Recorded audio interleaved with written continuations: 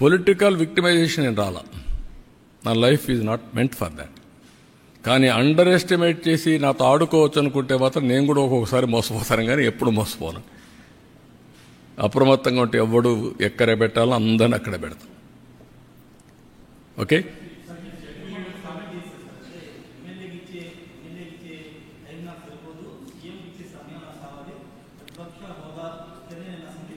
దాన్ని ఏమంటారు బ్రదర్?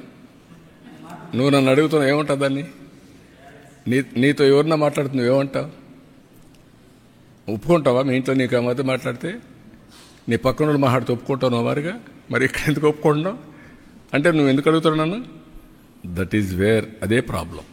మీకు అక్కడే చెప్పాలా మీకు ధైర్యం ఉంటే. ఏమయ్యా నీకు ఎమ్మెల్యేగా ఓటేశారు, ఎంపీగా ఓటేస్తే ఎంపీగా ఉంటాడు తప్ప ప్రతిపక్ష స్థానానికి వేయకపోతే నాకు ప్రతిపక్ష స్థానం ఇవ్వాలి, పీఎంతో సమానంగా ఇవ్వాలంటే ఎందుకు ఇస్తారండి? ఎందుకు ఇవ్వాలంటున్నా? ఎవరిస్తారు? బ్యూటీ ఆఫ్ డెమోక్రసీ అర్థం చేసుకోకపోతే, ప్రజాస్వామ్య విలువలు అర్థం కాని వాళ్ళకి ఈ మరుగున ఉంటారు. వితండవాదాలు చేస్తే ఎవరు సమాధానం చెప్పలేం.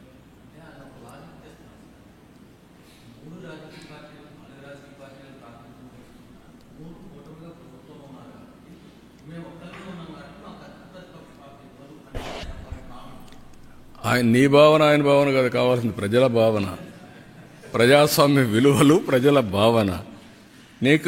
నేను ఎగతాళి చేయడం లేదు. We will respect people. మీరు పేపర్లో రాసినా వాస్తవం ఉంటే నేను వింటాను.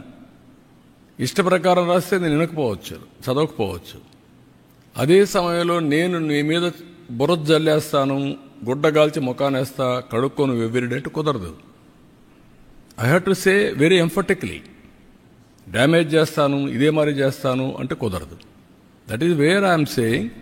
మీ డెమోక్రసీలో ఎందుకండి నేను ముఖ్యమంత్రి స్థానంలో కూర్చుంటాను, నాకు ఓట్లు వేసారంటే ఎట్ అవుతుందండి? Be clear. ఒక ప్రైమ్ మినిస్టర్ని, ఒక ప్రెసిడెంట్ని, లేకుంటే ఒక చీఫ్ మినిస్టర్ని ఎన్నుకునేది ఆ రాజకీయ పార్టీకి ఓట్లు వేసినప్పుడు వస్తారు.